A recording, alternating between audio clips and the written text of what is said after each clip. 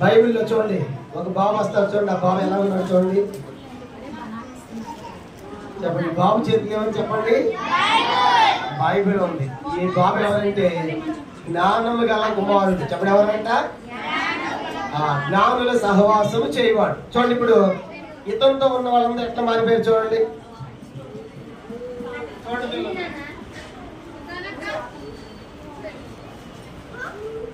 జ్ఞానుల సహవాసం చేసే వాళ్ళందరూ ఏమని చెప్పండి? కనబడుతుంది అందరికి.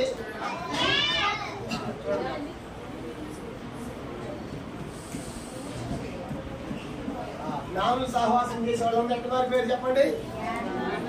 అందరి చేతిలో బైబిల్ ఉంది. అంత జ్ఞానం గలవారిగా మారిపోయారు. జ్ఞానం సహవాసం చేసే వాళ్ళందరూ కూడా ఏమవుతారంటే జ్ఞానవంతులు అవుతారు. అనగొడుచుకుని ఏం చేయాలి? బాగా చదువుకునే వాళ్ళ దగ్గర కూర్చోవాలి. అలా చేసేవాడి దగ్గర, గిల్లేవాడి దగ్గర, గిచ్చేవాడి దగ్గర కూర్చోవాలి అనుకోండి, ఏమవుతాం మనము? వెళ్ళిపోతాం. చూసేటప్పుడు ఇప్పుడు ఇతను తీసేస్తున్నాను.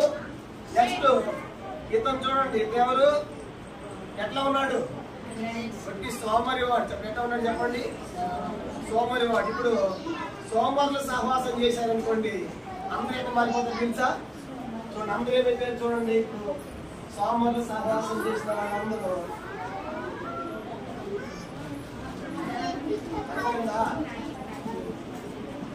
సోమరు సహవాసం చేస్తే ఏమైపోతారు?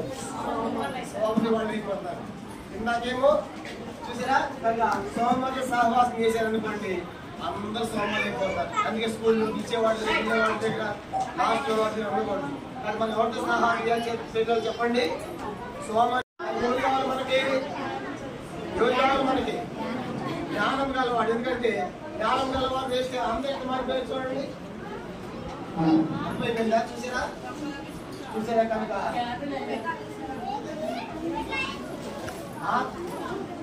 అట్లా మారిపోతారు జ్ఞానం సహవాసం చేస్తే. కాబట్టి ఇప్పుడే ఉంటాయి ఇంకోటి పిల్లలు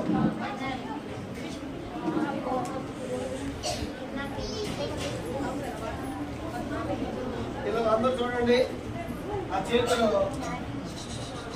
ఒకటి రెండు వేసే ఫోటోలు ఉన్నాయి, ఒక సాతాని ఫోటో ఉంది. ఎందుకంటే మొత్తం పిల్లలు 3 ఉన్నాయి. 3 ఉంటే చూడండి ఏం జరుగుతుంది. చూసారా, అందరు లోపల వెళ్తాం, అందరు లోపల రండి, చూసేవాడు అందరు లోపల రండి. ఇప్పుడు ఏం జరుగుతుందండి పిల్లలు చూడండి. మనము మీకు ఒక సంగతి చూపిస్తాను. కనుక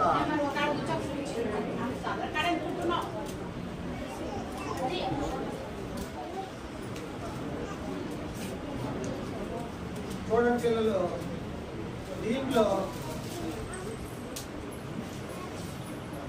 మీరందరూ కూడా ఇప్పుడు ఎన్ని చూపించాను మీకు? ఎన్ని ఫోటోలు చూపించాను మీకు? ఎన్ని చేసే ఫోటోలు ఉన్నాయి? ఒక ఫోటో పడుతుంది. ఇప్పుడు 3 సాతాను ఫోటో ఎక్కడుందో చెప్పాలి.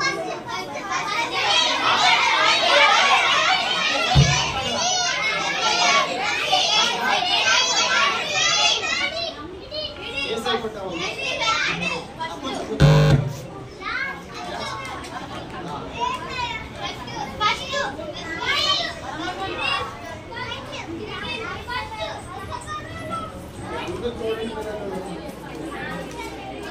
చూడండి తల్లి, ఈ 3లో సాతాను ఫోటో ఎక్కడ ఉంది?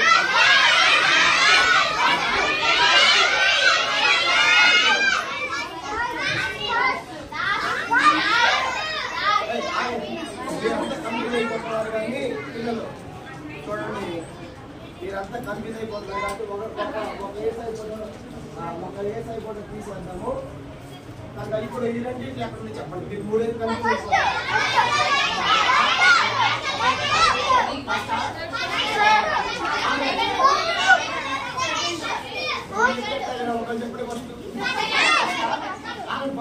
ఫస్ట్ అండి, ఫస్ట్ అయినండి. ఫస్ట్ ఇక్కడ సాధారణ ఫోటో ఉందంట.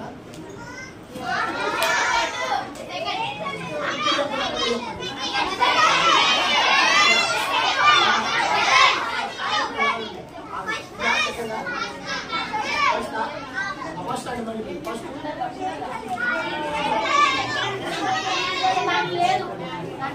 చెప్పండి పిల్లలు.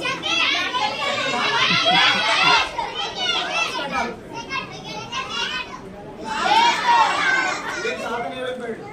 ఏసై ఉంటే సాధన వస్తాడు. ఏసై దగ్గర ఏమంటే చెప్పండి, ఏసై ఉన్న దగ్గర సాతాను ఉంటాడు. అందుకే ఏసునామని ఏసై సాతాను ఏమవుతాడు చెప్పండి. ఏసై దగ్గర ఏసై కొట్టానా, ఏసై కొట్టానా, ఏసై కొట్టా. సాతాను ఏమైపోయాడు చెప్పండి, ఏమైపోయాడు? కాబట్టి ఏసై దగ్గర సైతాను ఉంటాడు. కానీ మీరు అందరూ ఎవరు నమ్ముకోవాలి చెప్పండి పిల్లలు? ఎవరు నమ్ముకోవాలి? ఎందుకు నమ్ముకోవాలి? ఏసై నమ్ముకున్న వాళ్ళ దగ్గర ఎవరున్నాడు? మ్యాజిక్ కావాలి, ఇంకా ఆపేనా? చేస్తే మాత్రం ఆపేస్తుంది. చాలా ఉంది, ఎవరైనా మాట్లాడితే మంచిగా ఆపేస్తాను.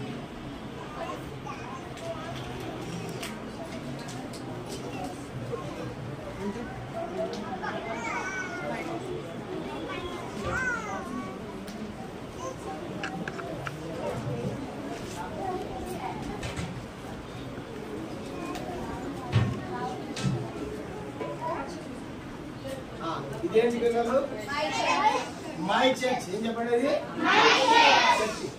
చర్చిలోకి వెళ్ళామనుకోండి, చర్చిలోకి ఎంత వాళ్ళు తెలుసా?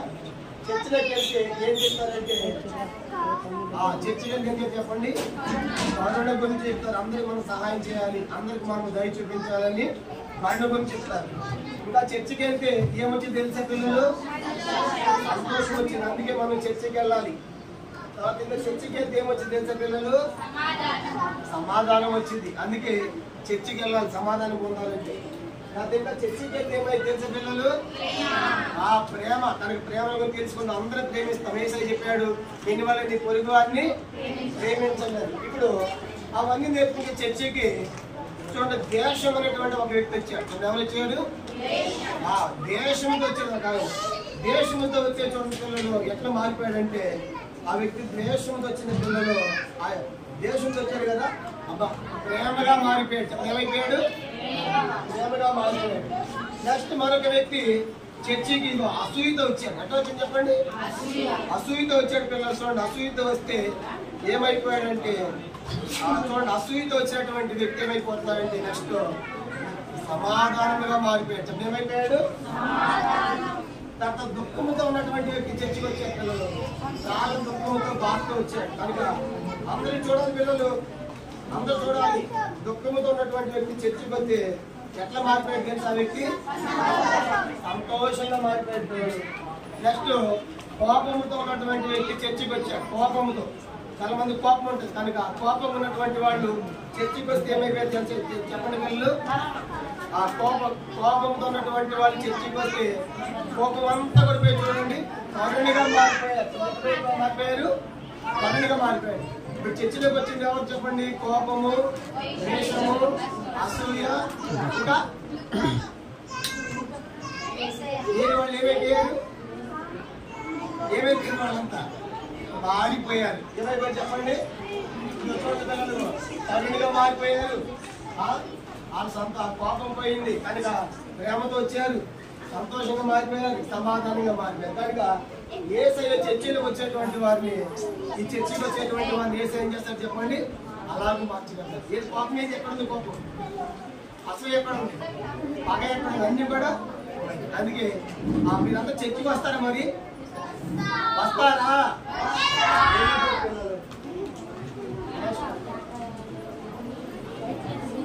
ఇంకోటి చెప్పేసి ముగిస్తానా? అలా రెడీనా? రెడీ. 10 నిమిషాలు. సరే పిల్లలు చూడండి, మీకు వచ్చిన కథ చెప్తాను. ఈ కథ పేరు ఏంటంటే వజ్రాలు పాములు. చెప్పలేదంట, వజ్రాలు పాములు అనేటువంటి స్టోరీ అన్నమాట. ఒక ఊరిలో ఏముందంటే ఒక తల్లి ఉంది. ఆ తల్లి పేరు ఏంటంటే చాక్లెట్. ఏం చెప్పారు తల్లి పేరు? చాక్లెట్ కాదు, చాక్లెట్. చెప్పండి. ఆమెకి 2 పిల్లలు ఉన్నారు. ఒకేమో కన్న పిల్ల, రెండోదేమో పెంచుకునే పిల్ల, అంటే సౌతి తల్లి పుట్టిన పిల్ల అనమాట. 2 పిల్లలు ఉంటే పిల్లలు ఒకరోజు ఏం జరిగిందంటే, అందరూ చూడాలి, ఆ కన్న కూతురునేమో బాగా మహారాణిగా పెంచింది.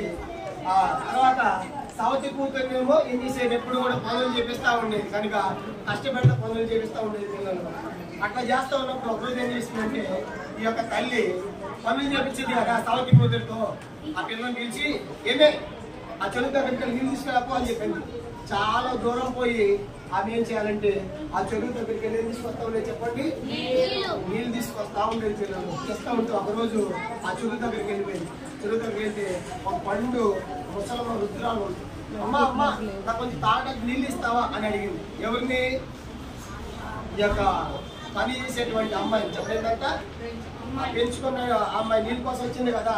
అడిగితే ఏం చేసింది తెలుసా? వెంటనే ఆమె ఏం చేసిందంటే వెంటనే అయ్యో ఆ ముసలమ్మ గారు నీళ్ళు అడిగిందని చెప్పేసి వెంటనే ఆమెకేం పోసింది చెప్పండి, నీళ్ళు ఇచ్చింది. పిల్లలు నీళ్ళు ఇస్తే ఆమె ఏం చేసిందంటే అప్పుడు అమ్మా నేను ముసలామని కాదు, నేను దేవదూతని. ఎవరు చెప్పండి? నేను నువ్వు నాకు నీళ్ళు పోసినందుకు నేనేం చేస్తానంటే నేను దీవిస్తున్నా, నీకేమి వరవిస్తానంటే నువ్వు మాట్లాడితే నీ నోట్లో వజ్రాలు వస్తాయి, నువ్వు మాట్లాడి నీ నోట్లో పూలు పడతాయి, నీకు అలాంటి దీవెనిస్తానని చెప్పేసి ఆ ముసలమ్మ ఏం చేసిందంటే అక్కడి నుంచి వెళ్ళిపోయింది. ముసలమ్మ దేవదూతనా? దేవదూత. ఎవరు చెప్పండి? దేవదూత అనమాట. అప్పుడు ఏం చేసిందంటే ఆ యొక్క పిల్ల వాళ్ళ మమ్మీ దగ్గరికి వచ్చింది. మమ్మీ దగ్గరికి వచ్చి ఏమే ఎందుకు లేట్ అయింది అంటా ఉంటే, లేదమ్మా నేను అక్కడ చెరువు దగ్గర ఒక ముసలమ్మ కనపడింది, ఆమె వాటర్ అడిగింది, నీళ్ళు అడిగింది, నీళ్ళు పోసాను అనగానే ఏంటి అనగా నోట్ల నుంచి ఏం పడుతుంది చూడండి, పూలు పడుతుంది. ఇంకేం పడుతుంది?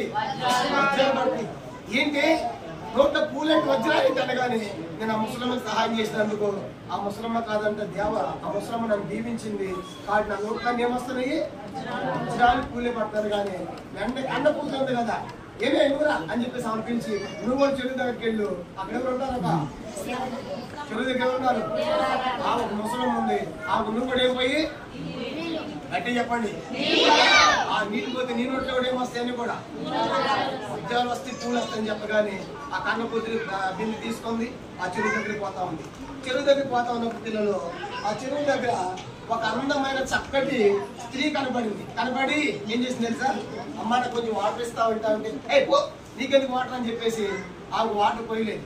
పోగన్నప్పుడు ఆమె ఏం చేసిందంటే నేను చక్కటి అందమైన స్త్రీని కాదు, నేను ఎవరిని తెలుసా, దేవదూతను, నువ్వు నాకు నీళ్ళు లేదు కాబట్టి నేను నీకు శాపం పెడుతున్నాను, నువ్వు మాట్లాడి నీ నోట్ల పాములు వస్తాయి, బల్లులు వస్తాయి, ఏగలు వస్తాయి అని చెప్పేసి ఏం చేస్తే ఆమె ఏం చేస్తుంటే చెక్కింగ్ చేసి ఆ దేవదూత వెళ్ళిపోయించాను.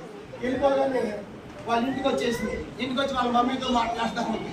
వాళ్ళ మమ్మీతో మాట్లాడి నోట్ నుంచి ఏం పడుతుంది చూడండి, పాములు వస్తా ఉన్నాయి. కనుక పాములు వస్తా ఉంది కానీ వాళ్ళ మమ్మీ ఏమి ఇట్ అయిపోయిందని కానీ లేదన్న ముసల్మాన్ ఉంది మిగిలిపోతాం అనుకున్నాను. కానీ చెప్పండి అక్కడ ఎవరు లేరు, ఆడ ముసలమ్మ లేకుండా ఒక యవనస్తురాలు ఉంది, ఆగెత్తిపోయాను నేను ముసలమ్మ అయితేనే పోతాం అనుకున్నాను అనగానే ఇదంతా దీని అంతా కారణం ఎవరు చెప్పండి, నా బిడ్డ నోట్లో పాములు తీరడానికి కారణం ఎవరు, ఈ సవతి కుమార్తెని ఏమైతుందా అని చెప్పేసి ఆమె లోన పిలిచి కొట్టడం ప్రారంభించుకొట్టి నోట్లో ఉండడానికి వీల్లేదు, ఇంట్లో ఉండడానికి వీల్లేదు, వెళ్ళిపోవాలని చెప్పేసి ఇంట్లోకి పంపించేసింది పిల్లలు. ఎవరిని? సవతి పెంచుకునేటువంటి కూతురు పెంచగానే ఆమె ఏం చేసింది బాబు ఏడ్చుకుంటే అడవికి వెళ్ళిపోయింది. అడవికి వెళ్ళిపోగానే అప్పుడే అడవికి ఒక రాజుగారి వేటకు వచ్చాడు. రాజుగారు ఏం చేశాడు, అడవికి వేటకు వచ్చి వేటకు రాగానే సరదాగా బ్రేక్కి అమ్మాయి చూశాడు. ఏమో ఎందుకు ఏడుస్తున్నావు అంటే మా మమ్మీ నేను ఎలగొడుతున్నాను కానీ నోట్లు ఏం పడుతుంది, మాట్లాడేంటి ఇంకా నోట్లు ఏం పడుతుంది అని ఇలాంటి అమ్మాయిని పెళ్లి చేసుకుంటే బాగుండదని చెప్పేసి రాజుగారు రామాలని చెప్పేసి ఆ పొల మీద ఎక్కించుకుని పెళ్లి చేసుకుని మంచిగా అంతఃపురానికి వెళ్ళిపోయింది రాణిలాగా. ఎవరు చూసారా, మనం కూడా ఎట్లాంటి వాళ్ళం అంటే ఆ అమ్మాయి నన్ను కూతురులాగా ముసలం అయితేనే నీరిపోతారు, ఎందుకు మనం దీవిస్తారని. మనం అట్లా కాని పిల్లలు అందరికీ ఏం చేయాలి, మనం అందరికి కూడా సహాయం చేయాలి. అందుకే బైబిల్లో ఒక మాట ఉంది, ఉపకారమును ధర్మము చేయ మర్చిపోకుండా అటు యాగము దేవునికి ఇష్టమైంది. కాబట్టి మనకు సహాయం చేయాలని మనం ధనాపేక్ష కోసం స్థలాపేక్ష కోసం వెళ్ళకూడదు. కనుక ఎవరు అడిగినా చేయాలి, మనం ఏం చేయాలి చెప్పండి, ముసలం అడిగినా ఎవరొస్తారు అడిగినా నీళ్ళు అడిగినా మనకున్నది ఏం చేయాలి, వాళ్ళకి సహాయము చేయాలి. సరే పిల్లలు, చివరిగా ఇంకొక చిన్న స్టోరీ చెప్పి నేను ముగిస్తా 5 నిమిషాలు. ఇది చాలా ప్రాముఖ్యం ఉంది, లాస్ట్ గా అయిపోయింది పిల్లలు.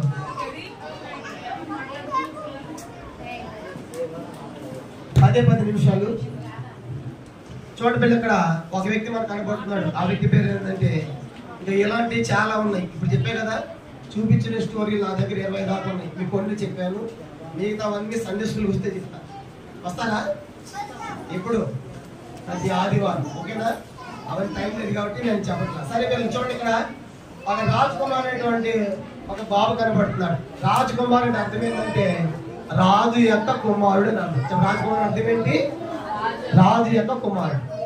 బైబిల్లో మొట్టమొదటి రాజకుమారుడు ఎవరు చెప్పండి? బైబిల్లో మొదటి రాజకుమారుడు ఆదామే. దేవుడు రాజు కదా, దేవుడు రాజు అయినప్పుడు ఆదాం ఏమవుతాడు? కుమారుడు. అందుకే అన్నాడు ఎన్నింటి ఏలమన్నాడు కనుక ఆదాము పిలిచి మీరు అంతే సృష్టిని ఏలమని చెప్పాడు. కానీ పిల్లలు చూడండి, ఆ రాజకుమారు ఏం చేశాడంటే పాపము చేశాడు. చెప్పండి, రాజకుమారు ఏం చేశాడు పిల్లలు? చెప్పండి, పాపము చేశాడు. కానీ ఆదాము ద్వారా మనుషులందరూ పాపంలోకి వచ్చేసారు. పిల్లలు పాపంలోకి వచ్చేసినప్పుడు ఆ వ్యక్తి ఏం చేస్తున్నాడు? ఒక రోజు బైబిల్ చదువుతా ఉన్నాడు. బైబిల్ చదువుతా ఉంటే చూడండి ఏం జరిగింది. బైబిల్ చదువుతా ఉంటే ఏముందంటే, పరిశుద్ధత లేకుండా ఎవరిలో ప్రభువును చూడడు. దేవుని కలుసుకోవాలంటే పరిశుద్ధంగా జీవించాలి. కాబట్టి దేవుని కలుసుకోవాలంటే పరిశుద్ధ జీవితం అవసరం. కానీ పాపంతో వాడు దేవుణ్ణి చూడలేడని బైబిల్లో గ్రహించాడు. మరి పరిశుద్ధులు ఎట్లా అవ్వాలి? చూడండి, పరిశుద్ధులు ఎట్లా అవ్వాలంటే చూడండి, పరిశుద్ధులు అవడానికి పాపాన్ని పోగొట్టుకోవడానికి మనుషులు ఏం చేస్తున్నారు చెప్పండి? మనుషులు ఏం చేస్తున్నారు? బానిస. పాపం పోవాలంటే దేంతో కొడుకుంటున్నారు? చూడండి, నీళ్ళలో మురుగుతూ ఉంటారు, పాపం పోయిద్దారు. ఈ వ్యక్తి కూడా అప్ప నేనంతా పాపం ఉన్నంత నాలో బైబిల్ చెప్పింది కాబట్టి నా పాపం పోవడానికి నేను కూడా ఆ పుణ్య జలాలను నేను స్నానం చేస్తాను. కానీ ఆ నీళ్ళతో నా పాపాన్ని కడుక్కుంటాను. నీళ్లతో మునిగాడు. నీళ్ళలో మునిగితే పాపం పోయింది. ఆ పిల్లలు మురికిపోయింది. నీళ్ళలో ఏం పోయి చెప్పండి? మురికిపోయింది, పాపం పోదు చేశారు. కాబట్టి వ్యక్తి అలా దిగిన తర్వాత ఏం జరిగిందంటే పాపం పోలేదు. పిల్లలు పాపం పోలేదు, పాపం అట్లే ఉంది. అప్పుడు అయ్యో ఈ పాపం నుంచి ఎవడికి తీస్తాడని చెప్పేసి క్యాక్ వేస్తా ఉన్నాడు. కనుక దేవుని కలుసుకోవాలంటే పాపం లేకుండా ఉండాలి. పాపం పోవాలంటే నీళ్ళలోనే కడుక్కున్నాడు కానీ నా పాపం పోవట్లేదు అని చెప్పేసి ఆ వ్యక్తి పాపం చేత బంధించిన ఆ వ్యక్తిని బైబిల్లో రాయబడింది, పాపము చే ప్రతివాడు పాపమునకు దాసులు అని రాయబడింది. ఆ రీతిగా పిల్లలు చూడండి, పాపము చేత బంధించబడ్డాడు ఆ వ్యక్తి. ఈనాడు కూడా అనేక మంది పాపము చేత బంధించబడిన వారిని మనం చూస్తాం. కానీ ఇప్పుడు పాపం చేత బంధించబడ్డ వ్యక్తి పాపం నుంచి విడిపించాలంటే ఏం చేయాలి? చూడండి, పాపము లేని పరిశుద్ధ రక్తాన్ని కార్చాలి పిల్లలు. పాపం లేని పరిశుద్ధ రక్తం. అందుకే ఆ దేవుడు యేసుక్రీస్తు అనే పేరుతో ఈ లోకంలో జన్మించాడు. ఆయన 3.5 సంవత్సరాలు జీవించాడు. అందరి కోసం ఆయన సిలువెక్కాడు, రక్తం కార్చాడు. తనలో ముండ్లకేయటం, పాదాస్తాలు, మేకులు, పక్కలు బలి మీద ఈ పంతా దున్నబడి చివరి రక్తం పడిన వారికి కార్చాడు, సిలువలో మరణించాడు పిల్లలు. కాబట్టి యేసు రక్తము ప్రతి పాపం నుండి మనం కడిగి ఏం చేస్తుంది చెప్పండి? పవిత్రపరుస్తుంది. అందుకే అలా జరగాలని మనం ఏం చేయాలి? యేసు ప్రభునందు విశ్వాసం ఉంచాలి. కనుక ప్రభువా నేను నమ్ముచున్నానయ్యా, నా సిలువు ద్వారా నా పాపం పోతుందని, మీ రక్తం ద్వారా నా పాపం పోతుంది నమ్ముతుందని ఎవరు దేశం విశ్వాసం ఉంచుతారు, నమ్ముతారు పిల్లలు, వాళ్ళు ఏమవుతారో తెలుసా? వాళ్ళ పాపము క్షమించబడి చివరికి చూడండి, వాళ్ళ పాపం క్షమించబడిన తర్వాత అలాంటి వారు చూడండి ఆ సిలువ ద్వారా పాపం క్షమించబడి ఏ రాజ్యం పోతున్నారు చూడండి. అదంతా ఎల్లో కలర్ అంటే ఏ రాజ్యం? అది పరలోక రాజ్యం. అక్కడ ఏమని చెప్పండి? నిత్య జీవం. కనుక నిత్య జీవం కనుక అంతము. కనుక చివరికి అట్లా ఏ వ్యక్తి అయితే పాపం కడుక్కుంటాడో, యేసు రక్తాన్ని ఒప్పుకుంటాడో వాళ్ళు ఎక్కడ పోతారు చెప్పండి? పరలోక రాజ్యం పోతారు పిల్లలు. ఇప్పుడు కూర్చున్న వాళ్ళ పిల్లలు, మరి మీ అందరి పాపం పోవాలంటే మీరు కూడా నీళ్ళల్లో మునుగుతారా, యేసయ్య ఒప్పుకుంటారా? గట్టిగా చెప్పాలి. ఒప్పుకుంటారా? యేసయ్య నా పాపం కోసం నువ్వు చనిపోయి నమ్ముతున్నానయ్యా, నన్ను క్షమించు, నీ రక్తంతో కడిగి శుద్ధి చేయని ఎవరు యేసయ్య హృదయంలో స్వీకరిస్తారో, అంగీకరిస్తారో వాళ్ళందరూ పాపం క్షమించబడి వాళ్ళంతా మీద చూసే పిల్లలు చివరికి నిత్య జీవం, పరలోక రాజ్యం, బంగారు ప్రీతులు, దేవుడు వెలుగుగా ఉంటాడు. అక్కడ చీకటి లేదు, దుఃఖం లేదు, బాధ లేదు. కనుక నిత్యతో వేగాలు కూడా ఆ దేవుడు రాజ్యంలో ఉంటారు. ఆ రాజ్యం ఇక్కడ చాలా మంది నమ్ముకున్నారు. ఇంకా కొత్త వాళ్ళు ఇస్తే నమ్ముకోకపోతే యేసయ్య పాపని మీరు కూడా ఏం చేయండి? విశ్వాసం ఉంచండి, హృదయంలో స్వీకరించండి. కనుక ఆ ప్రేమ వారు మిమ్మల్ని క్షమించి మీకు గొప్ప శాంతి, సంతోషం, ఆనందము ఇస్తాడు. అలా ప్రభు మీకు సహాయం చేయండి కాక, ప్రభు మిమ్మల్ని దీవించండి కాక. ప్రార్థన చేస్తాం. ప్రార్థన మోకరించండి. ఒకటంటే ఏం చేయాలి చెప్పండి. ఒకటంటే ఏం చేయాలి? మోకరించాలి. రెండు అంటే ఏం చేయాలి? చేతులు జోడించాలి. మూడు అంటే ఏం చేయాలి? కళ్ళు మూసుకోవాలి. అందరూ కళ్ళు మూసుకోండి. ప్రార్థన అందరూ కళ్ళు మూసుకోవాలి. పరలోకమందున్న మా తండ్రి, పరిశుద్ధ దేవ మీ స్తోత్రాలు. మీ ప్రియ కుమారుడు మా ప్రభువు మా రక్షకుడైన యేసు ప్రభువాని శ్రేష్టమైన నాపడి స్తోత్రాలు. సమయంలో ప్రభావ మరి కొన్ని ప్రభావ మరి అనేక దృశ్య సాధనాల ద్వారా మీ యొక్క రాజ్యసోత ప్రకటించాం తండ్రి. మేము జ్ఞానం గలవారితో సహవాసం చేయాలని, ఇతరులకు మేము మేలు చేసే వారిగా ఉండాలని, చర్చికి వెళితే ప్రభా మా హృదయాలు మారిపోతాయని అనేకమైన సత్యాలు ఆ విధాలకు మేము ప్రకటించాము. ప్రియ ప్రభా మరి మానవ యొక్క పాపం పోవాలంటే ఈ లోకంలో ఏ స్నానాల ద్వారా పోవు, కానీ ప్రభా పరిశుద్ధ రక్తం అవసరం. అది మీరు కాచారి శిలువలో అది నమ్మిన వారికి కలుగుతుంది. కాబట్టి బిడ్డలకు ప్రకటించాము, వినిపించే కొన్ని మాటలు వారి హృదయాలు ఫలింపచేయండి, దీవించమని. మిగతా తండ్రి గిఫ్ట్ కార్యక్రమం కూడా దీవెనకరంగా చేయండి. భోజన సమయం కూడా దీవెనకరంగా చేయమని వందనాలు చెల్లిస్తూ మీకు అప్పగించుకుంటూ యేసుక్రీస్తు వారి పరిశుద్ధమైన నామంలో ప్రార్థించి వేడుచున్నాము తండ్రి. అందరూ కళ్ళు మూసుకొని పిల్లలు అందరూ అందరూ చెప్పండి. యేసు ప్రభువా నేను పాపినని ఒప్పుకొనుచున్నాను. మీ రక్తముతో నా ప్రతి పాపమును కడిగి నన్ను నీ బిడ్డగా చేసుకొనుము. ఈ లోకములో నడిపించండి. యేసు నామమున ప్రార్థిస్తున్నాము తండ్రి. ఆమేన్. కూర్చోండి. అట్లే పిల్లలు కూర్చోండి. ప్రభు అందరికీ అలాగే సహాయం చేయండి. కూర్చోండి.